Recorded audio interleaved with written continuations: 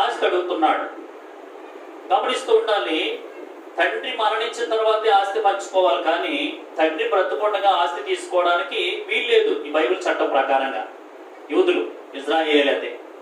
కనుక ఈ తండ్రి ఏమంటాడంటే, నేను బ్రతికే ఉన్నాను కాదు నాయన, నేను బ్రతుకుండగా ఆస్తి ఎలాగిస్తాను అంటున్నప్పుడు మరి ఎందుకు భయపెట్టాడు అనుకుంటున్నాడు, చచ్చిపోతానన్నాడేమో. మొత్తం మీద తన ఆస్తిని తను తీసేసుకుని మొత్తం మీద ఏ వ్యాపారం చేశాడని ఉంది, తుని వ్యాపారం చేశాడు. కనుక తప్పిపోయిన కుమారుడు గురించి మనం చాలాసార్లు ఆలోచిస్తున్నాము. అలా ఉండకూడదు, మన పిల్లలు అలా ఉండకూడదు అని మనము చాలాసార్లు మనం నిబంధన చేసుకున్నాం. అయితే ఈరోజు నేను ఆ కుమారుడు గురించి కాదు, కానీ పెద్ద కుమారుడు గురించి చెప్పాలని ఇష్టపడుతున్నాను. తప్పిపోయిన కుమారుడు ఏమో ఇంట్లోంచి బయటికి వెళ్ళిపోయాడు, ఒక కుమారుడు ఇంట్లోనే ఉండిపోయాడు. పెద్ద కుమారుడు ఎక్కడున్నాడు చెప్పండి? ఇంట్లోనే ఉన్నాడు. ఇంట్లో ఉండి కూడా తప్పిపోయాడు. చూడండి, ఇంట్లో ఉండి కూడా తప్పిపోయాడు. చిన్న కుమారుడు అయితే బయటికి వెళ్ళిపోయాడు, దుర్వ్యాపారం చేశాడు, భయంకరమైన పరిస్థితులు అనుభవించాడు. ఆలోచన చేస్తూ ఉండాలి. కానీ ఈ పెద్ద కొడుకు ఇంట్లోనే ఉన్నాడు, కానీ ఇంట్లో ఉండి కూడా తప్పిపోయినట్టుగా వాక్యము సెలవిస్తున్నది. ఎలాగ తప్పిపోయాడు? 4 విషయాలు చెప్పాలని మీతో ఇష్టపడుతున్నాను. మన జీవితంలో కూడా చూసినట్లయితే, ఒకవేళ భక్తి చేయలేని వారి గురించి ఆలోచిస్తూ భక్తి చేసిన వారు కూడా మనం తప్పిపోయే ప్రమాదాలు కూడా ఉన్నాయి. అందుకనే మందిరానికి పరిసయుడు వచ్చాడు, సుంకరి కూడా వచ్చాడు. ఎవరికి దేవుడు తెలుసు? పరిసయుడికి కదా దేవుడు తెలుసు. ధర్మశాస్త్రం ఎవరో తెలుసు? పరిసయుడికే తెలుసు. సుంకరికి ఏమి తెలియదు అనమాట. పరిసయుడు వచ్చాడు, సుంకరి, ఇద్దరు వచ్చారనమాట. కానీ దేవుడు ఎవరి ప్రార్థన ఆలకించాడు? సుంకరి ప్రార్థన ఆలకించాడు. ఎందుకో తెలుసా? అన్ని తెలుసు అనుకుంటున్నాడు, కానీ అన్ని తెలుసున్న ఆయన దేవుడికి దూరం అయిపోయాడు. ఏమీ తెలియనైనటువంటి ఆయన దేవుడికి దగ్గర అయిపోయాడు. మనం కూడా ఆలోచన చేస్తే ఒక్కొక్కసారి అన్ని తెలుసు అనుకుంటాం, కానీ తెలుసుండి కూడా భక్తి చేస్తూ కూడా మనం ఏమైపోతూ ఉంటామంటే దేవుడికి దూరం అయిపోతూ ఉంటాం. అదే కోవలో ఈ పెద్ద కుమారుడు కూడా. ఇప్పుడు చిన్న కుమారుడు గురించి మనం నిందిస్తున్నాం, కానీ ఎందుకు ఆ ప్యాసేజ్ చదువుతున్నప్పుడు కొన్ని విషయాలు నాకు నా మనసు తోచని. ఏంటి అంటే, అతను చేసినటువంటి 4 పొరపాట్లు ఏంటంటే, చూడండి 15వ అధ్యాయంలో 28వ వచనం చూడండి. 15వ అధ్యాయం 28వ వచనంలో, అయితే అతడు కోపపడి లోపలికి వెళ్ళనొల్లక పోయెను కనుక అతని తండ్రి వెలుపలికి వచ్చి లోపలికి రమ్మని ప్రతిమాలుకొనెను. ఎవరికి లోపలికి వస్తున్నప్పుడు? చూడండి, తప్పిపోయిన కుమారుడు ఎవరు? చిన్న కుమారుడు. చిన్న కుమారుడు వెళ్ళిపోయాడు. వాడు బుద్ధి వచ్చిన తర్వాత ఏం తెలుసుకున్నాడంటే, నా తండ్రి ఇంట పని చేసిన వాడి కంటే హీనంగా ఉన్నాను. నా తండ్రి దగ్గరికి వెళ్ళిపోయి నేను సారీ చెప్పాలి, నేను క్షమాపణ చెప్పాలి. నా తండ్రి ఎలా చూడాలంటే నన్ను కొడుకుగా చూడకపోయినా పర్వాలేదు, కానీ ఒక పనివాడిలా చూస్తే సరిపోద్దని మనసులో అనుకుని పశ్చాత్తాపడి ఆ తండ్రి దగ్గరకు వస్తున్నప్పుడు తండ్రి కొడుకు చూసి ఎలా ఉన్నాడో చెప్పండి? సంతోషంగా ఉన్నాడు అనమాట. ఈ సందర్భంలో ఆ చిన్న కుమారుడేమో తండ్రి ప్రేమిస్తున్నాడు, ఆ చిన్న కుమారుడేమో తండ్రి దగ్గరకు వస్తున్నాడు. ఈ విషయాలన్నీ చూసినటువంటి ఈ పెద్ద కుమారుడు విషయంలో ఆలోచన చేస్తున్నట్లయితే, ఈ తన తమ్ముడి మీద కోపం వచ్చేసింది అతనికి. తన తమ్ముడిని ద్వేషిస్తూ ఉన్నాడు. మొట్టమొదటిది ఏంటంటే, సహోదరుని ప్రేమించలేకపోయాడు ఇతను. ఎవరు? పెద్దోడు. చిన్నోడు గురించి మనం ఆలోచిస్తున్నాం, కానీ పెద్దోడు ఇంట్లో ఉన్నాడు, భక్తి చేస్తున్నాడు, తండ్రి దగ్గరే ఉన్నాడు. సరేలే, తమ్ముడు తప్పిపోయాడు కదా, తప్పిపోయిన తమ్ముడు వస్తున్నాడు కాబట్టి, తండ్రి ఎలాగా ప్రేమించాడు కాబట్టి, తండ్రి తర్వాత నేనున్నాను కాబట్టి అడిగి నేను కూడా ఏం చేయాలి? తమ్ముడిని ప్రేమించాలి కదా, నేను కూడా హక్కును చేర్చుకోవాలి కదా. తమ్ముడు వస్తున్నాడు కాబట్టి నేను కూడా కౌగులించుకోవాలి, నాన్నకంటే ఎక్కువగా కౌగులించుకోవాలనుకోవాలి. కానీ ఇతను మైండ్ సెట్ ఎలా ఉందో తెలుసా? తమ్ముడు ఎలాగ అయిపోడు కాబట్టి, ఇక తమ్ముడు రాడు కాబట్టి ఈ ఆస్తి అంతా ఎవరిది? నాదే. అందుకని ఇక తమ్ముడు రాకూడదు అనుకున్నాడు. తమ్ముడు వచ్చిన తర్వాత అతనికి కొంచెం ఇబ్బంది కలిగినట్టుగా వాక్యము సెలవిస్తున్నది. చూడండి, అక్కడ ఏమంటాడు? అయితే అతడు కోపపడి లోపలికి వెళ్ళనొల్లక పోయెను. లోపలికి వెళ్ళలేదు, ఇంకా బిగిసిపోయాడు అనమాట. అంటే ఇతనికి ఉన్నటువంటి భయంకరమైన పరిస్థితి ఏంటంటే, సహోదరులని ప్రేమించలేకపోతున్నాడు. కూడా చాలా మంది చూడండి, ఇంట్లో 2 అన్నతమ్ములు ఉన్నారనుకోండి, వాళ్ళిద్దరికి పడదు. 2 అక్క చెల్లెలు ఉన్నారనుకోండి, వాళ్ళకి అసలే పడదు. అవునా కదా? ఎప్పుడు పడుతుంది 2 అక్క చెల్లెలకి? పెళ్లిళ్ళు అయిపోయిన తర్వాత, అత్తవారింటికి వెళ్ళిపోయిన తర్వాత, అప్పుడు అక్క అంటే చెల్లికి, చెల్లి అంటే అక్కకి చాలా ఇష్టం అవుతూ ఉంటది అనమాట. దూరం అయిపోతారు కదా. కానీ ఒకే చోట ఉన్నప్పుడు చాలా ఇబ్బంది కలుగుతూ ఉంటది. అందుకని 133వ కీర్తన 10వ వచనంలో ఏం చెప్పాడు?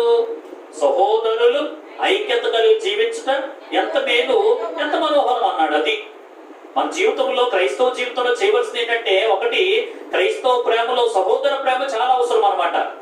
ఎదుటి వాడిని ప్రేమించే మనసు లేకపోతే, సహోదరుని ప్రేమించే మనసు లేకపోతే అసలు మనం ఎవరో అసలు దేవుడిని విశ్వసించినట్టు, దేవుడిని ప్రేమించినట్టు కాదని వాక్యం సెలవిస్తున్నది. ఆదిలో ఇద్దరు అన్నదమ్ములు ఉన్నారు. ఎవరు వాళ్ళు?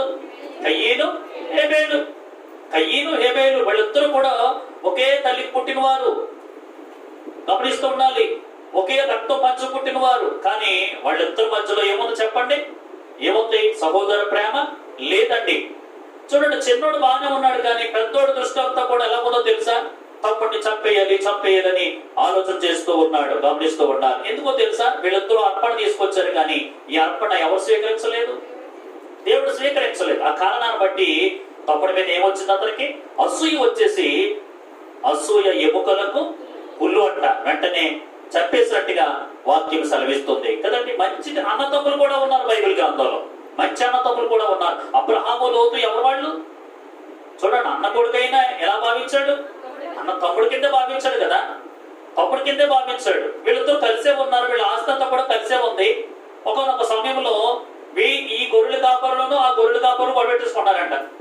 లోతు బాగానే ఉన్నాడు, అబ్రహాం బాగానే ఉన్నాడు. పన్నులు గొడవెట్టుకుంటున్నారు. పన్నులు గొడవెట్టుకుంటుంటే మా వాండ్ర గారు గొప్ప అయినట్టే, మా వాండ్ర గారు గొప్ప అయిన, మా యజమానుడు గొప్పవాడు, మా యజమానుడు గొప్పవాడు, ఏడుగురు గొడవెట్టుకుంటే ఇది చూసినటువంటి అబ్రహాము ఏమనుకున్నాడంటే, మేము కలిసి ఉండటం ఎంత మాత్రమో మంచిది కాదు కనుక కొంచెం విడివిడిగా ఉండి మేము కలిసి ఉండడమే మంచిదని ఆలోచన చేస్తున్నాడు. దగ్గర ఉండడం కంటే దూరంగా ఉండాలని తమ్ముడి పిలిచి ఏమన్నాడు తెలుసా? నీకు ఏది కావాలో తీసుకోరా అని మొదటి ప్రిఫరెన్స్ ఎవరికి ఇచ్చాడు? తమ్ముడికి ఇచ్చాడు. నీకేది కావాలి? నువ్వు కుడి పక్కకి వెళ్ళావు అనుకోండి, నేను ఎడపక్కకి వెళ్తాను. నువ్వు ఎడపక్కకి వెళ్ళావు అనుకోండి, కుడి పక్కకి వెళ్తాను. నీకేది కావాలో చూడమానగానే తప్పుడు చూసి చూసి చూసి ఏది ఎందుకున్నాడు? సొదొమ గొమొర్రా పట్టణం ఎలా ఉందంటది? చూడటానికి ఎలా ఉందో తెలుసా? ఏదేను తోటలో ఉందంటది. పచ్చగా ఉంది, ఏదేను తోటలో ఉంది. అందుకని ఇది చాలా బాగుంటుందని అదే ఎందుకు చేసుకున్నాడు. ఇదంతా కూడా తమ్ముడికి ఇచ్చేసాడండి. తమ్ముడికి ఇచ్చేసాడు. ఎంత మంచి అన్నయ్యో మనం ఆలోచన చేస్తూ ఉండాలి. గమనిస్తూ ఉంటే బైబిల్ గ్రంథంలో చెడ్డ అన్నతమ్ములు ఉన్నారు, మంచి అన్నతమ్ములు కూడా ఉన్నారు. అయితే ఈ పెద్ద కొడుకు దగ్గరికి వస్తే ఇతను చేసిన ఏంటో తెలుసా? సహోదరుని ఏం చేయలేకపోతున్నాడు? ప్రేమించలేకపోతున్నాడు. అది సహోదరుని ప్రేమించలేకపోతున్నాడు. ఈ పెద్ద కుమారుడు ఇంట్లో ఉండి కూడా ఎందుకు తప్పిపోయాడంటే, సహోదర ప్రేమ ఇతరులో దూరం అయిపోయినట్టుగా వాక్యం సెలవిస్తుంది. యోహాను రాసిన మొదటి పత్రిక తీయండి ఒకసారి. ప్రకటన గ్రంథానికి ముందు ఉంటుంది. యోహాను రాసిన మొదటి పత్రిక 2వ అధ్యాయము. యోహాను రాసిన మొదటి పత్రిక 2వ అధ్యాయము 10-11 వచనాలు మనం చదువుతున్నట్లయితే, తన సహోదరుని ప్రేమించువాడు వెలుగులో ఉన్నవాడు, అతని యందు అభ్యంతర కారణమేమీ లేదు. తన సహోదరుని ద్వేషించువాడు చీకటిలో ఉండి చీకటిలో నడుచుచున్నాడు. చీకటి అతని కన్నులకు పుట్టితనము కలుగజేసును కనుక తనెక్కడికి పోవచ్చున్నాడో అతనికి తెలియదు అన్నాడు. చూడండి, సహోదరుని ప్రేమించేవాడు ఎక్కడున్నాడు? వెలుగులో ఉన్నట్టంట. 11వ వచనంలో సహోదరుని ద్వేషించేవాడు ఎక్కడున్నాడు? చీకటిలో ఉన్నాడు. చూసారండి, మనం ఏ సంబంధులు? మనము వెలుగు సంబంధులమా, చీకటి సంబంధులమా? వెలుగు సంబంధులు కదా. దేవుడు లోకంలోకి ఏమై ఉన్నాడు? వెలుగై ఉన్నాడంట. ఆయన వెలుగై ఉన్నాడు కాబట్టి ఆయన నమ్ముకున్న వారందరూ కూడా ఏ సంబంధులు? మనము వెలుగు సంబంధులమే. అయితే వెలుగు సంబంధిగా ఉండాలంటే సహోదరుని ఏం చేయాలి చెప్పండి? ప్రేమించాలి. సహోదరుని ప్రేమించకపోతే ఏమన్నాడు? ఏ సంబంధం అంటే మనము చీకటి సంబంధాలు అయిపోతాము.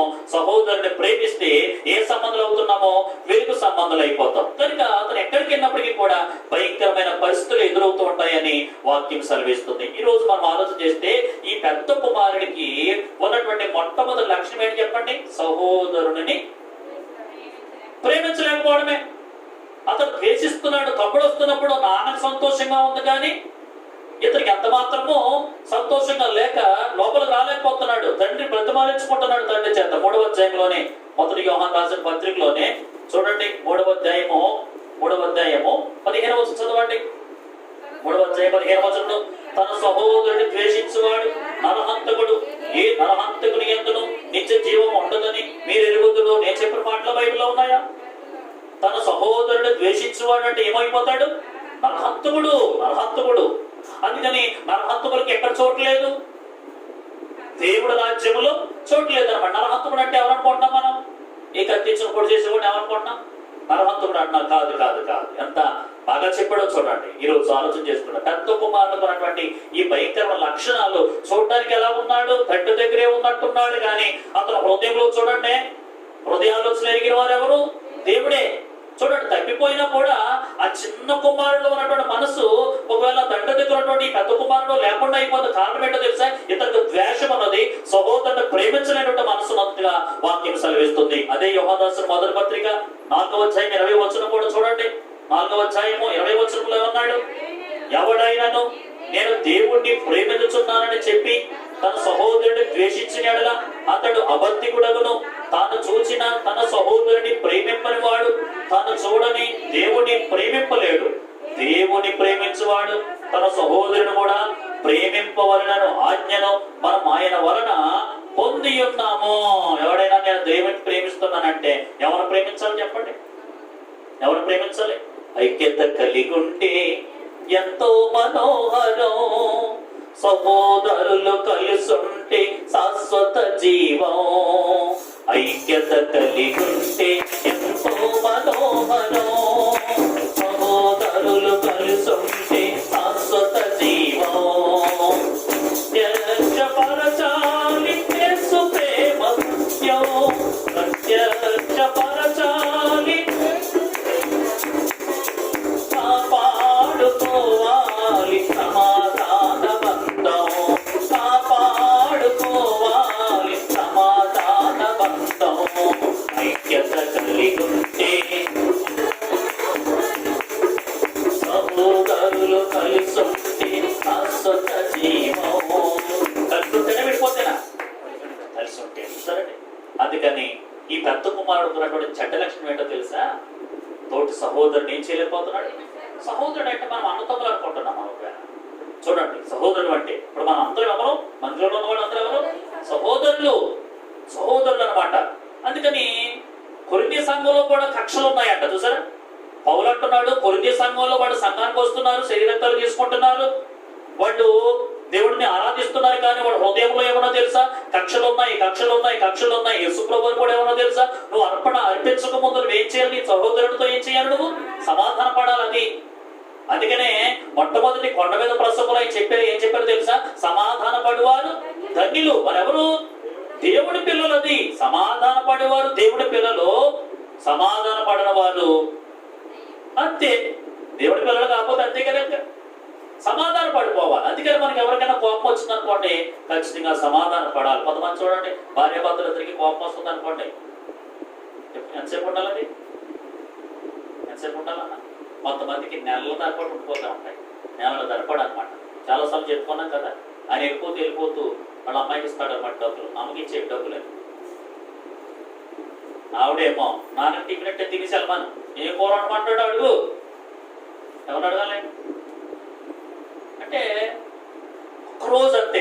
పొద్దున పడబెట్టుకున్నాను, ఎప్పుడు అయిపోవాలి అంతే, సాయంకాలం అయిపోవాలి, సాయంకాలం అయిపోవాలి. అందుకే తెలుసా, కుటుంబ ప్రాంతాల అలవాట్లు ఉన్న వాళ్ళకి ఖచ్చితంగా అందరికీ కుటుంబ ప్రాంతాల అలవాటు ఉన్న వాళ్ళకి అంటే గొడవలేని వాళ్ళు భార్యాభర్తలు ఎవరైనా ఉంటారు అసలు, ప్రపంచంలో ఎవరైనా ఉంటారా అసలు? గొడవ పెట్టుకోకపోతే భార్యాభర్తలే కాదు, అదొకటి మన మొదట చిన్న చిన్నగో ఏదోటి కొంచెం కదా, ఏదోటి మొహం మార్చుకోవడమో, ఏదోటి కదా, వచ్చిన వెంటనే అన్నం తినకపోవడమో, ఏదో అలగడమో, ఇందులో ఒక తృప్తి ఉంటుంది అనమాట. కానీ అలాగ అడిగారు కదా అని నెల ధరపడి కక్షలో మనసులో పెట్టేసుకొని అలాగ పగ సాధించేసి అలా ఉండకూడదు కదా. అంటే నేను చాలాసార్లు చెప్పాను, ఎవరైనా భార్యాభర్తలు గొడవ పెట్టుకోవాలంటే ఎక్కడ గొడవ పెట్టుకోమని చెప్పాను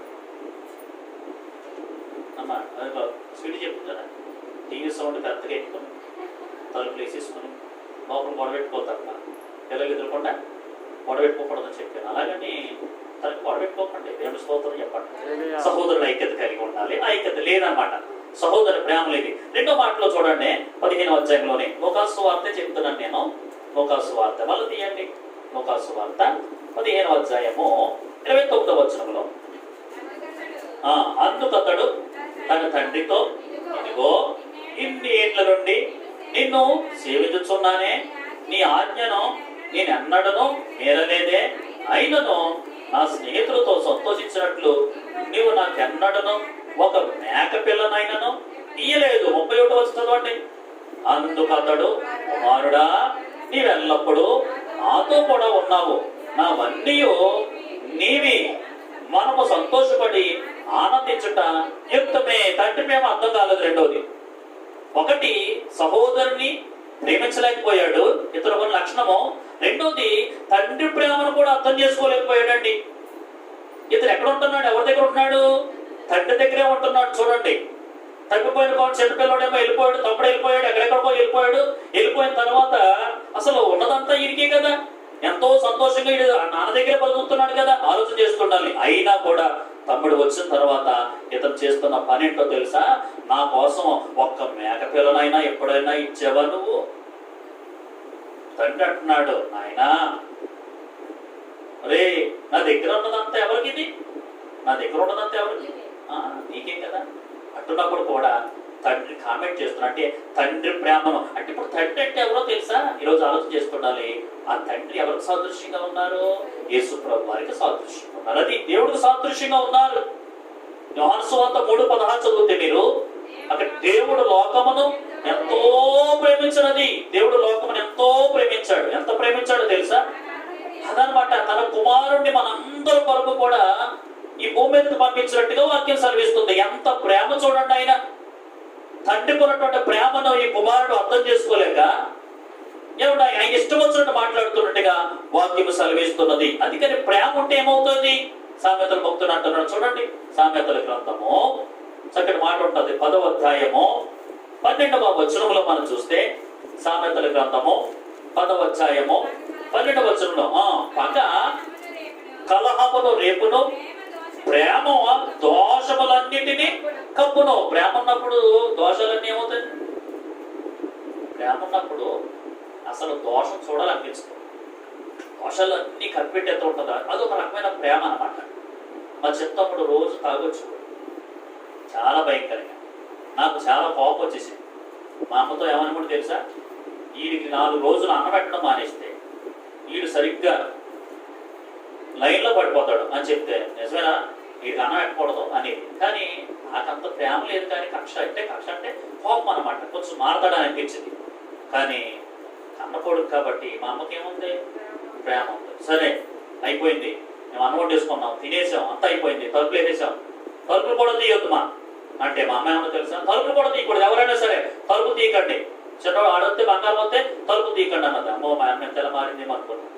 ముందుగానే అన్నం ఏం చేసి తెలుసా? అన్నం పెట్టేసి అందులో కూర వేసి పైన తిండి బోర్లు ఇచ్చేసి షేడ్ మీద ఎట్టేసి, పైన షేడ్ ఉంటుంది కదా, ఆ షేడ్ మీద ఎట్టేసి వాడు వచ్చినప్పుడు చెప్పాడు, బాబా షేడ్ మీద ఎడతానా, బయట లెక్కొట్టి మనకు అన్నయ్య తిడతాడు, అందుకని నువ్వు తినేసి గిన్నె పెట్టి.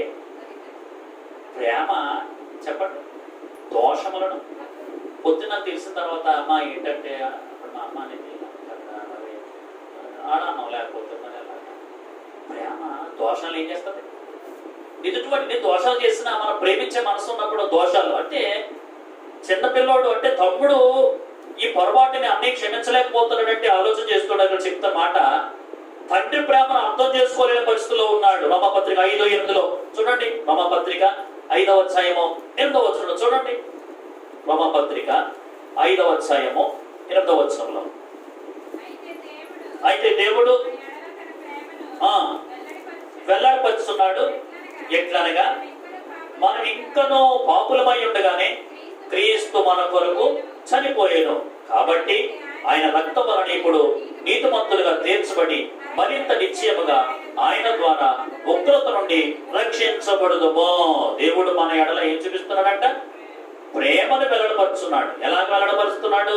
మనం ఇంకనూ పాపులమై ఉండగానే క్రీస్తు మన కొరకు ఏమైపోయాడు? అబ్బా, ఇందులో ఏముందో తెలుసా? ప్రేమ ఉన్నది.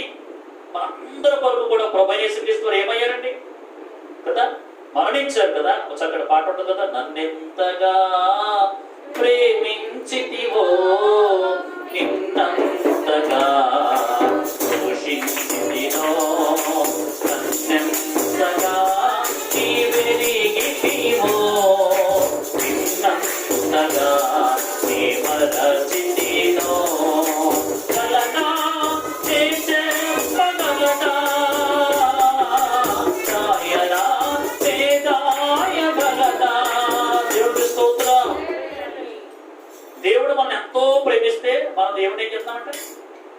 అంతే కదా. దేవుడు లోకాన్ని ప్రేమిస్తే లోకం ఏం చేస్తుంది తెలుసా? యేసును సిలువేయండి, యేసును సిలువేయండి, బరబ్బను విడుదల చేయండి. బరబ్బా ఎవరు? బందిపోటు దొంగ. ప్రజలకు ఎవరు కావాలి? దొంగలు కావాలి. చూసారండి, యేసయ్య ఏ నేరం చేయలేదు, అయినా కూడా వాళ్ళందరూ అంటున్నారు ఏకకంఠంతో, యేసును సిలువేయండి, సిలువేయండి, సిలువేయండి, సిలువేయండి అని. ఎంత దారుణం అంటే ఆయన సిలువ వేలాడుతున్నప్పుడు అండి ఎంత భయంకరంగా సిలువేశాడో కదా. ఆయన అంగీని కూడా అంగీకి ఏమి లేదు. ప్రతి యూదుడికినేమో 5 వస్తువులు ఉంటాయంట. ఈయన సిలువకు అప్పగించడానికి ఏమో 4 అప్పగించారు సైనికులకి. తలపాకు ఒకటి తీసేసుకున్నాడు, నడికట్టు ఒకటి తీసేసుకున్నాడు, చెప్పులు ఒకటి తీసేసుకున్నాడు. ఇలాగ అన్ని తీసేసుకుంటే ఇంకా అంగీ మిగిలిపోయిందంట. ఏం మిగిలిపోయింది? అంగీకి ఏం లేదు, పుట్టు లేదు కాబట్టి చీట్లు వేసుకుని పంచుకున్నారంట. చూసారండి ఎంత భయంకరమో, ఎంత భయంకరం అంటే. దొంగ కూడా ఏం చేస్తా తెలుసా? దూషిస్తున్నాడు, నువ్వు దేవుడి కుమారుడు అయితే నిన్ను నీవు రక్షించుకొని. ఇంకా ప్రాణం పోయిందో లేదో ఆఖరికి ఒకటే కదా బల్లెపాటు చేసుకొచ్చి పక్కలో అలా పొడుస్తుంటే రక్తానికి బదులు ఏమొచ్చిందంట? నీరు వచ్చింది. ఎంత ప్రేమ అంటే ఇందులో ఏమి దాగి ఉంది? ప్రేమ దాగి ఉన్నది. అందుకని ఆయన ప్రేమాస్వరూపి. ఆ ప్రేమకు కారణం ఏంటో తెలుసా? మన అందరి కొరకు ఏమిచ్చాడంట? చూడండి, తండ్రి ప్రేమిస్తే, ప్రాణం ఇస్తే మనం ఎదుటివాడిని ప్రేమించలేకపోతే ఆలోచన చేస్తుండాలి. అదే మొదటి యోహాను రాసిన పత్రిక 4వ అధ్యాయంలోనే, యోహాను రాసిన మొదటి పత్రిక 4వ అధ్యాయము చూడండి 8వ వచనం చదవండి. 4వ అధ్యాయం 8వ వచనంలో, దేవుడు ప్రేమాస్వరూపి, ప్రేమ లేనివాడు దేవుని ఎరగడు. చూసారండి, దేవుడు ఏ స్వరూపి? ప్రేమాస్వరూపి. ప్రేమాస్వరూపి అంటే ఒకటేసి కింద ఏముంది మూల భాషలో? ప్రేమయ్య ఉన్నాడు. ప్రేమాస్వరూపం అంటే ఏంటి కదండి? మనం అందరం ఎవరి రూపం? ఏమండి, మనం అందరం ఎవరి రూపం? మన రూపంలో మన పోలికలో చేద్దాం అనుకున్నారంట. ఇప్పుడు మనం అందరం ఎవరి పోలిక అంట? దేవుడి పోలిక. దేవుడి పోలిక అంటే ఇప్పుడు దేవుడు ఎలా ఉన్నట్టు? అలాగే కదా. మనం అందరం ఎవరి పోలికమ్మా? దేవుడి పోలిక. దేవుడి పోలిక అయితే నేను ఒకలా ఉన్నాను, ఆయన ఒకలా ఉన్నాడు, ఆయన ఒకలా ఉన్నాడు. మరి ఎవరి పోలిక అంటే అక్కడ చెప్పాడు అనమాట. ఆయన స్వరూపం ఏ స్వరూపము? ప్రేమ. అంటే ఎవరికైతే ప్రేమ ఉంటుందో వారు దేవుడి పోలిక అన్నాడు. ఇక్కడ ఏం చెప్తున్నాడో తెలుసా? చక్కటి మాట ఏమన్నాడు? దేవుడు ప్రేమ స్వరూపి, ప్రేమ లేనివాడంట. చెప్పండి, దేవుడిని ఎరగడు. 10వ వచనంలో చూడండి, మనము దేవుణ్ణి ప్రేమించుటమని కాదు, తానే మనల్ని ప్రేమించి మన పాపములకు ప్రాయశ్చిత్తమై ఉండుటకు తన కుమారుడు పంపెను. ఇందులో ఏముంది? ప్రేమ ఉన్నది. ఎంత మంచి సంగతి! ఇందులో ప్రేమ ఉన్నది. అందుకని చిన్న కుమారుడు పెద్ద కుమారుడు విషయంలో, పెద్ద కుమారుడు జీవితంలో జరుగుతున్నది ఏంటో తెలుసా? ఒకటి, అతనికి ఏం లేదు చెప్పండి? అసలు సహోదర ప్రేమ లేదు. రెండోది, ఏం చేస్తున్నాడు? తండ్రి ప్రేమను అర్థం చేసుకోలేకపోతున్నాడు. ఈ రోజు తండ్రి అంటే ఎవరు? దేవుడు. దేవుడి ప్రేమను అర్థం చేసుకోలేకపోతున్నాడు. చాలా మంది దేవుడి ప్రేమను అర్థం చేసుకోలేకపోతున్నారండి. మనం ఎన్ని అపరాధములు చేసినా, ఎన్ని తప్పుదములు చేసినా దేవుడు అలా చూస్తున్నట్లయితే నాకేమీ కాదులే, నాకేమీ కాదులే, నాకేమీ కాదులే కదండి. ఇమే గ్రంథం 33వ అధ్యాయం 31వ అధ్యాయం 3వ వచనం అంటాడు, శాశ్వతమైన ప్రేమతో మనల్ని దేవుడు ఏం చేస్తున్నాడు? ప్రేమిస్తున్నాడు. పర్వతములు తొలగినను, మెంటలు తత్తరిల్లునను కదా. నేను నిన్ను విడిచిపెట్టనన్నాడు కదా. స్త్రీ తన గర్భమున పుట్టిన చంటి బిడ్డను ఎవరైనా మర్చిపోతారు? గర్భము బాలింతరాలు ఆ చంటి బిడ్డను ఎవరైనా మర్చిపోతాడు? ఎవరు మర్చిపోరు. కానీ దేవుడు అంటున్నాడు, వారైనా మర్చిపోతారు, వారైనా మర్చిపోతారు. పిల్లలు మర్చిపోమని ఉండలేనా? చెప్పండి, పిల్లలు మర్చిపోయి ఉంటామా, ఉండగలమా? పిల్లలు మర్చిపోయి ఉంటామా, ఉండగలమా? ఖచ్చితంగా ఉంటామండి. పిల్లలు మర్చిపోయి ఉంటాము. ఒకరోజు కూడా చూడకుండా మనం ఉండలేమా? పిల్లలు పెళ్లి చేస్తామండి, అత్తరుడికి వెళ్ళిపోయి మర్చిపోతామండి. పిల్లలు మర్చిపోయి ఉంటాం. వారైనా చెప్పండి, వారైనా మర్చిపోతారేమో. వారైనా. అందుకనే కరువు వచ్చినప్పుడు సులభం చక్రవర్తి అటు ఇటు తిరిగేస్తుంటే రాడలో చేరట. అసలే మూలిగా నాకు మీద అసలే కరువు వచ్చేసింది. ఎలాగ ఏం చెయ్యాలి ఆలోచిస్తున్నప్పుడు ఏళ్ళవి విషయం ఏంటో తెలుసా? ఇద్దరికి పిల్లలు ఉన్నారు. వీళ్ళు ఏమనుకున్నారంట, ఈరోజు నీ కొడుకుని తినేస్తే రేపు నా కొడుకుని ఎత్తానన్న. ఆ కొడుకుని తినేసాడు. మరి కొడుకున్నాడు, అమ్మా నా కొడుకు ఎత్తానంట అన్నాడు. తగ్గు అనమాట. ఎవరికి చూసారండి? అంటే వారైనా ఏమవుతారు? ఆకలి వేసినప్పుడు కదండి, ఆకలి వేసినప్పుడు పాము అంటే పిల్లలు పెట్టి గుడ్లు కాదు, ఆ పిల్లలు ఏం చేస్తారు? పిల్లలు కూడా తినేస్తుందట. పులి కూడా అంతేనట. పులి కూడా పిల్లలు ఏంటి ఎంత కసాయిదో చూడండి. అటువంటప్పుడు అసలు తల్లిదండ్రులు మానవుడు కూడా లేరంటారా? పిల్లలు పట్టించుకోలేని తల్లిదండ్రులు లేరంటారా? పిల్లలు అలమటించుస్తున్నా కూడా అసలు పిల్లల గురించి ఆలోచించలేని వాళ్ళు తల్లిదండ్రులు చాలా మంది ఉన్నారండి. చాలా మంది తల్లిదండ్రులు వాడు సుఖం చూసుకుంటారు, కానీ అసలు పిల్లల కొరకు ఈరోజు చాలా మంది తల్లిదండ్రులు ఏమంటారు తెలుసా? మేము ఎవరి కొరకు బ్రతుకుతున్నామో తెలుసండి. తల్లి ఏమంటారు? మా పిల్లల కొరకే బ్రతుకుతున్నామండి. చాలా మంది, కొంతమంది ఆడ కొరకే బ్రతుకుతారు, కానీ అసలు వాళ్ళ పిల్లల విషయంలో ఏమీ త్యాగం చేయలేరు. వారైనా మర్చిపోతారేమో, కానీ మన నమ్ముకున్న దేవుడు వారు 2 మాటలు చెప్పాను. 3వ మాట ఏం చెప్పాను? 2 మాటలు. పెద్ద కుమారుడు సహోదరుని ప్రేమించలేకపోతున్నాడు. రెండోది అసలు తండ్రి ప్రేమను అర్థం చేసుకోలేకపోతున్నాడు. మూడోది 15వ అధ్యాయం 28వ వచనంలో, 15వ అధ్యాయంలోనే లూకాసు వార్త 28వ వచనంలో చదవండి. అయితే అతడు చాలా కోపపడి ఏం చేస్తున్నాడు? మూడోది అనవసరంగా కోపడిపోతున్నాడు. కోపం వచ్చేస్తుంది. ఎవరు చూసాడు కోపం? ఈరోజు చూడండి, కోపము పాపము. అనవసరంగా కోపడిపోతాడు. చిన్న విషయాలకు కోపం వచ్చేస్తూ ఉంటాడు. అక్కర్లేని విషయాలకు కోపం వస్తూ ఉంటారు. దేవుడు చెప్తున్నాడు, మీరు కోపపడొద్దు అని దేవుడు చెప్తున్నాడు. చూడండి, మత్తయి సువార్త 5:22 యేసు ప్రభువు చెప్పిన మాట చూడండి. మత్తయి సువార్త 5వ అధ్యాయము 22వ వచనం చూడండి. మత్తయి సువార్త 5వ అధ్యాయము తన సహోదరుడి మీద కోపపడే ప్రతివాడు విమర్శకు లోనగును, తన సహోదరుని చూసి వ్యర్థుడు అని చెప్పువాడు మహాసభకు లోనగును, ద్రోహి అని చెప్పువాడు నరకాగ్నికి. ఎంత భయంకరం అన్నమాట. ఇది చేస్తున్నాడు ఎవరు? పెద్ద కుమారుడు చేస్తున్నది అది. ఒకటి ప్రేమించలేకపోయాడు, రెండోది తండ్రి ప్రేమను అర్థం చేసుకోలేకపోయాడు, మూడోది చేస్తున్నది ఏంటో తెలుసా? కోపడిపోతున్నాడు. కోపము దేవుడి నీతిని అసలు నెరవేర్చదని వాక్యం సెలవిస్తుంది. 37వ కీర్తన చూడండి. 37వ కీర్తన 8వ వచనం. 37వ కీర్తన 8వ వచనం చదవండి. 37వ కీర్తన. కోపము మానము, ఆగ్రహము విడిచిపెట్టు. కోపం ఏం చేయాలి? మానేయాలి. నమ్ముకున్న తర్వాత ఇక కోపం అనకూడదు. కోపం ఏం చేయాలి? అలా పౌలు గారు ఏమన్నా తెలుసా? మీరు కోపపడండి, కానీ కోపంలో పాపం చేయకండి. అసలు కోపము మానము, ఆగ్రహం ఏం చేయాలి? విడిచిపెట్టాలి. విచిత్రం ఏంటో తెలుసా? అసలు ఇజ్రాయేల్ ప్రజలందరూ నడిపించడం ఎవరు? మోషే గారు కదా. అసలు మోషే అంత భక్తుడు ఎవరైనా ఉన్నారా? సంఖ్యాకాండంలో 12:3 ఏం రాసి ఉంటుంది అంటే, భూమి మీద ఉన్న వారిలో మిక్కిలి సాత్వికుడు ఎవరంట? మోషే. సాత్వికుడు అంటే ఏంటి? ఈ రావటం కొడితే ఈ చంపించుకోవడం, ఈ చంపుకొడితే ఈ అంత సాత్వికుడు అనమాట. భూమి మీద ఉన్న వారిలో మిక్కిలి సాత్వికుడు ఎవరంటే మోషే. కానీ మోషే ఎంత కోపిస్తంటే చూడండి. ఆయన కూడా ఎంత కోపం వచ్చిందంటే, ముందు అలాగే తన జాతి వాడిని ఎవరో చంపేస్తానని అక్కడ చెప్పేసాడు, అయిపోయింది. మళ్ళా 40 సంవత్సరాలు అయిపోయిన తర్వాత ప్రయాణంలో అవుతున్నప్పుడు ఇజ్రాయేల్ ప్రజలందరూ కూడా వీరు విసిపిస్తున్నారు. దేవుడు ఏమన్నాడంటే, వాళ్ళు నీళ్ళు కావాలన్నాడు. దేవుడు ఏం చేయమన్నారు కానీ, మోషే నీ చేతిలో ఉన్నది ఏంటి? కర్ర ఉంది కాబట్టి ఆ కర్ర తీసుకెళ్లి ఆ బండని ఏం చేయాలి? నువ్వు పట్టుమన్నాడా? మాట్లాడమన్నాడు. నీ చేతిలో ఉన్నది కర్రే, కానీ కర్రను ఉపయోగించొద్దు. ఆ కర్ర తీసుకుని వెళ్ళు, కానీ బండ దగ్గరికి వెళ్ళి ఇదిగో నా దేవుడు ఇలా చెప్పాడు అని నువ్వు మాట్లాడు, బండతో మాట్లాడంతే అన్నాడు. సరే వెళ్ళాడు. ఈ లోపల వీళ్ళందరూ విసిపించేస్తారంట. ఎవరు? ప్రజలందరూ విసిపించేస్తారంట. దేవుడు ఏమయ్యాడు? మోషే ఏమయ్యాడు? ఇష్టం వచ్చాడు ఇలా మాట్లాడుతుంటే మోషే విసిపోయి ఆ కర్ర తీసుకుని బండను కొట్టేశాడు. ఎందుకని? ఏమన్నాడు దేవుడు? మాట్లాడమంటే ఏం చేశాడు? కొట్టాడంటే మోషేకి ఏమొచ్చింది? కోపం వచ్చేసి నీళ్ళు వచ్చినాయి. లేవు అక్కడ నీళ్ళు వచ్చినాయి. ఎవరు తాగారు? ప్రజలందరూ తాగారు. కానీ ఇంకేమొచ్చింది? కనానికి వెళ్ళలేదు. అసలు నడిపించడం లేదండి బాబు.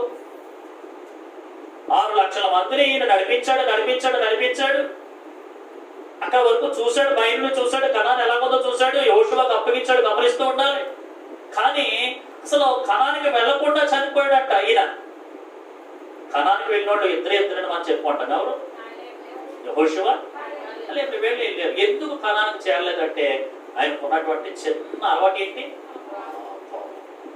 కోపము దేవుడి నీతిని చెప్పండి నెరవేర్చుతుంది. అందుకని కోపాన్ని మనం ఎప్పుడు కూడా చల్లార్చుకోం. మన కోపం వస్తుంది ఖచ్చితంగా, అదే చెప్పాడు. కోపపడకుండా ఉండలేము, కోపాన్ని విసర్జించాలి, చంపలేము. కానీ కోపపడు కానీ కోపంలో ఏం చేయకూడదు, పాపం చేయకూడదు, పాపం చేయకూడదు అదే చెప్పినట్టుగా వాక్యం సెలవిస్తుంది. చూడండి ఇంకా చెప్తున్నాడు. ఎఫెసీ పత్రిక 6వ అధ్యాయం 4వ వచనంలో, ఎఫెసీ పత్రిక 6వ అధ్యాయం చూడండి, ఎఫెసీ రాసిన పత్రిక 6వ అధ్యాయం 4వ చూడండి. తండ్రులారా మీ పిల్లలకు కోపము రేపక ప్రభు యొక్క శిక్షలోను బోధనలోను ఎవరు చూసారండి? తండ్రులారా మీ పిల్లలకు. కొంతమంది తల్లిదండ్రులు పిల్లలకు అంత మాట ఏమి రేపుతారమ్మా, ఏమి రేపుతారు? కోపం కోపం కోపం కోపం. పిల్లల్ని ఎలా పెంచాలంట? పిల్లల్ని ఎలా పెంచాలి? పిల్లలు ఏదైనా అడిగారనుకోండి, మన సరసానికి పిల్లల మీద కోపడుకోకూడదు, పిల్లల మీద కోపడుకోకూడదు. పిల్లల్ని ఏం చేయాలి మనం? పిల్లలకు కూడా కోపం వస్తుంది తెలుసా? మా పిల్లలు కోపం వస్తుందా రాదా? వచ్చారు 3వ తరగతిలో ఉన్నప్పుడు మా ఎవరని తింటే తింటుంది, ఇంటికి వచ్చి లోపల వచ్చి అని తెలుసు డాడీ తింటే కానీ అందరూ ఏదో కూడా తింటున్నాడు అన్నది. అప్పుడు ఎంత అవుతుంది? 3వ తరగతిలోనే పిల్లలకి అంత కోపమా? అదే చెప్పాడు. తండ్రులారా మీ పిల్లలకు. మనం పిల్లలు శిక్షించాలి కానీ అందరూ ఎదుర్కొండాక, అందరూ ఎదుర్కొండాక దేవుని స్తోత్రం చెప్పండి.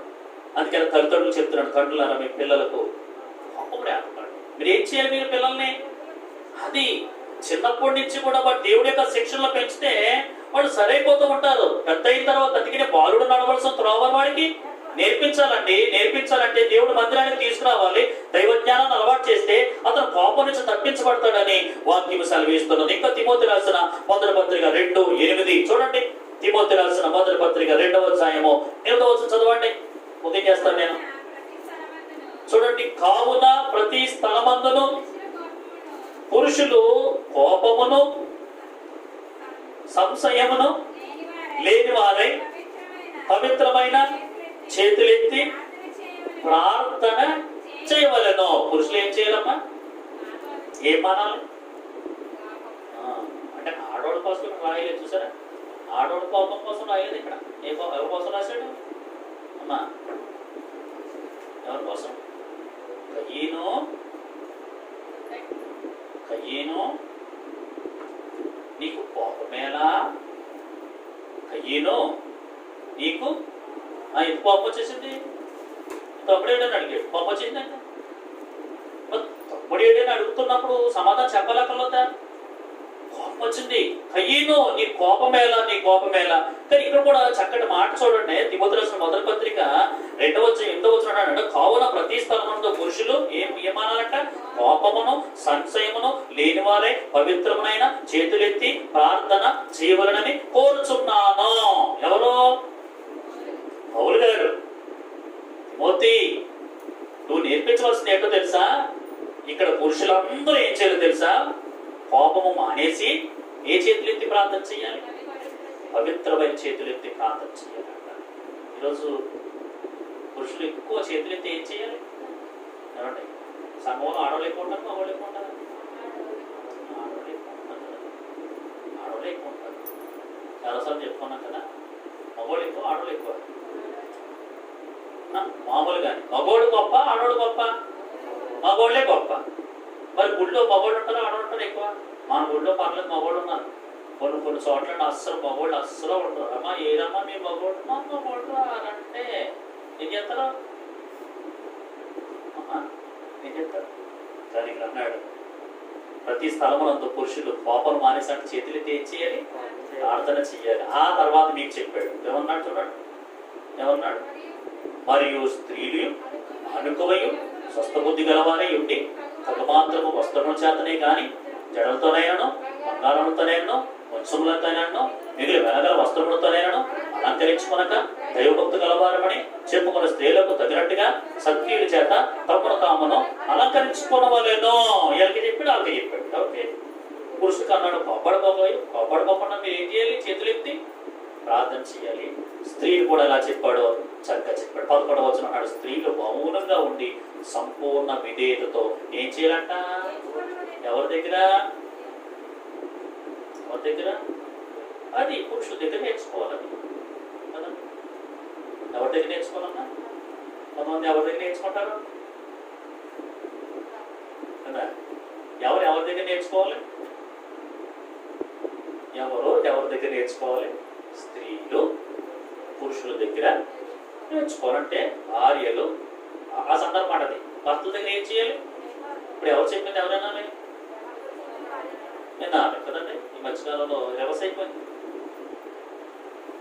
అంతా ఎవరిష్టం? అంతా నా ఇష్టం. ఎవరు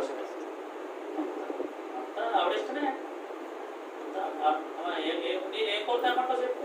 చేతలట్రా, నీకు ఇష్టం లేదు. చేతలే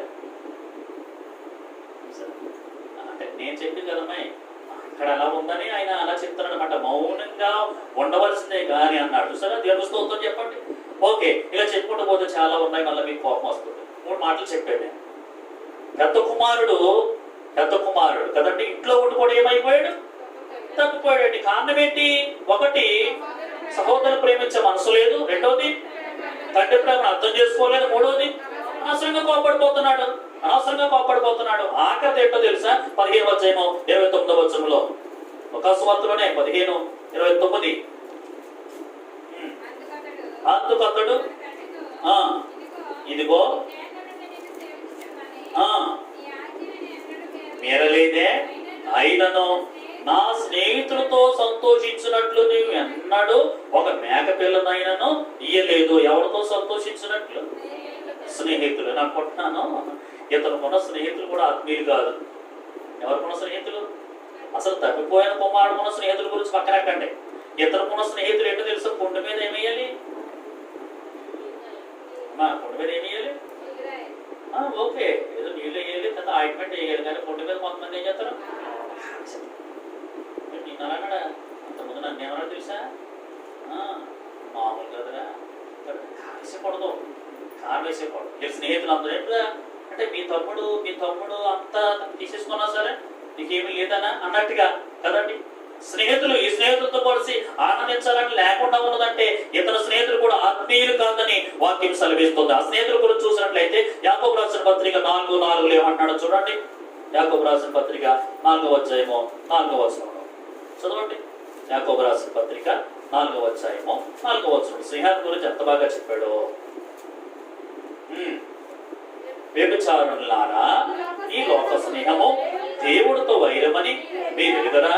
కాబట్టి ఎవడు ఈ లోకముతో స్నేహము చేయకూడనో వాడు దేవుడికి ఏమవుతాడు?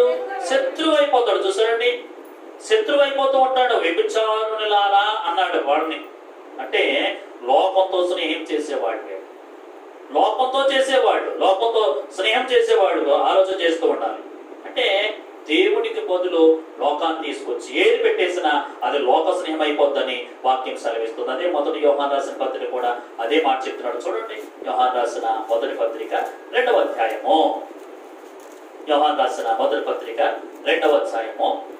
15 నుంచి మనం చదువుతున్నప్పుడు, ఈ లోకములో ఉన్న వాటినైనను ప్రేమింపగడి ఎవడైనను లోకమును ప్రేమించిన ఎడల తండ్రి ప్రేమ వానిలో ఉండదు.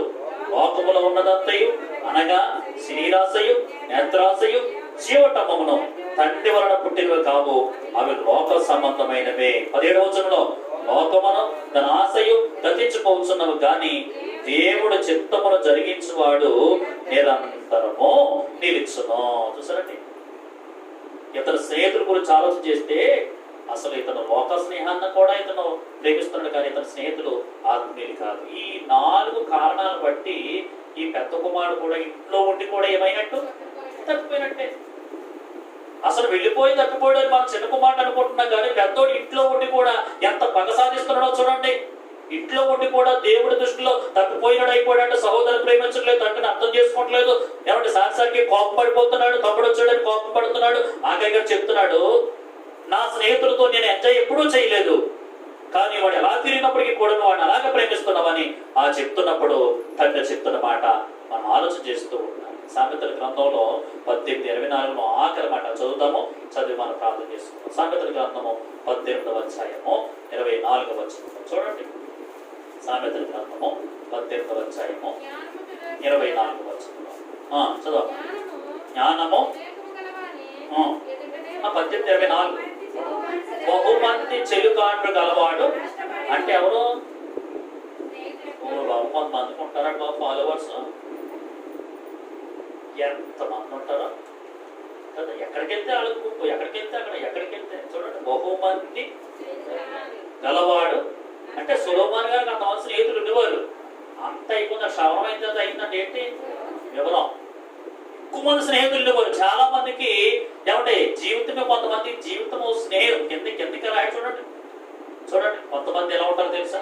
సహోదరుడి కంటే ఎక్కువగా అత్తియుడు స్నేహితుడు కూడా కలడు. కొంతమంది మనం అన్న తమ్ములకి అక్క చెల్లెలకి కూడా చెప్పుకోలేని విషయాలు ఎవరు చెప్పుకుంటాం?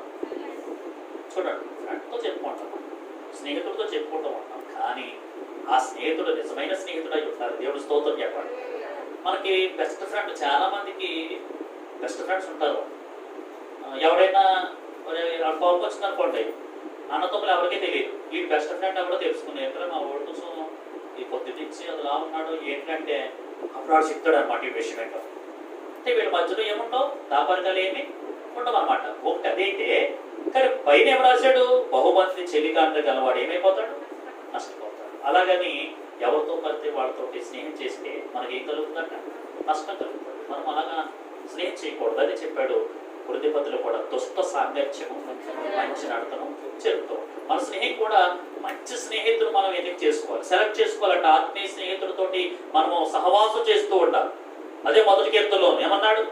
దుష్టులు ఆలోచించకుండా నడవద్దు, పాపుల మార్గమున నిలవద్దు, అపహాసకులు కూర్చొని చోటున కూర్చొద్దు. అది ఇవి మనము పాటించవలసింది. అది దుష్టులు కొంతమంది ఉంటారు, వాళ్ళతో స్నేహం చేయకూడదు. మనం ఆత్మీయులు అయితే మన స్నేహం ఎప్పుడు కూడా ఆత్మీయులతోటే సహవాసం చేయాలి. ఆత్మీయులతో సహవాసం చేస్తేనంటే మనకి ఎంతో మేలు కలుగుతూ ఉంటాం కదా. ఎవరితో పడితే వాళ్ళతోటి స్నేహం చేయకూడదు. ఇంకా అంటాడు అన్నిటితో కూడా ఏం చేయకూడదు అంట, స్నేహం చేయకూడదు అని తెలుసా?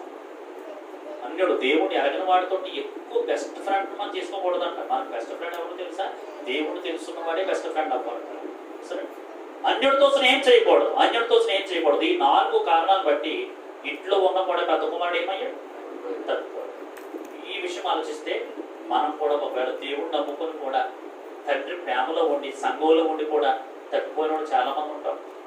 సంఘంలో ఉంటాం కానీ, మందిరంలోకి వస్తాం కానీ, బాప్తిసం తీసుకుంటాం కానీ, లేకుంటే శరీరాంతాలు తీసుకుంటాం కానీ, తండ్రి దృష్టిలో ఏమైపోతాం? మనము తప్పిపోయినాడు అయిపోతాం అన్నమాట. అసలు వెళ్ళిపోయినాడు, లోకంలో ఉన్నవాడు గమనిస్తాడు. ప్రభు నమ్ముకోలేడు, పరిస్థితి వేరు. అందుకనే ఒక వ్యక్తి దొంగల చేతులతో పట్టుబడుతున్నప్పుడు 3 వెళ్ళారంట. ఎవరు?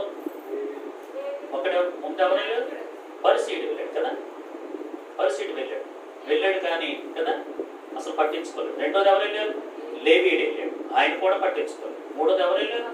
సమరయుడు వెళ్ళాడు. సమరయుడికి దేవుడు తెలుసా? అసలు దేవుడు అంటే ఇష్టమని, మరి దేవుడికి ఇష్టమా సమరయుడు అంటేని? కాదు కాదు కాదు, ఎవరి ఇష్టం కాదు. కానీ దేవుడు ఏమన్నాడు తెలుసా? మంచి సమరయుడు అన్నాడు.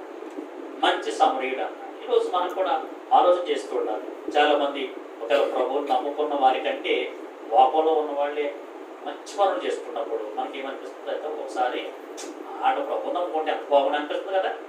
బాగా బ్రతికి వాడిని చూసినప్పటికీ ఏళ్ళు చచ్చిపోతే ఎంత బాగుండం, వీళ్ళు బాప్తిసం తీసుకుంటే ఎంత బాగుండం అని మన మనసు కనిపిస్తూ ఉంటుంది.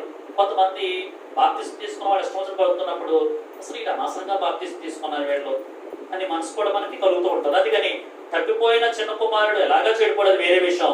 విచిత్రం ఏంటో తెలుసా? తప్పిపోయినాడు తండ్రి దగ్గరకు వచ్చి తండ్రి ప్రేమను పొందుకున్నాడు కానీ ఇంట్లో ఉన్నవాడు తండ్రి ప్రేమను పొందుకోలేకపోయాడు. ఇంట్లో ఉండి కూడా తప్పిపోయిన పరిస్థితి అయిపోయింది. అంటే దేవుడిని నమ్ముకొని కూడా ఒకవేళ దేవుడు తప్పిపోతే మన పరిస్థితి ఎలా ఉంటుందో ఆలోచించుకొని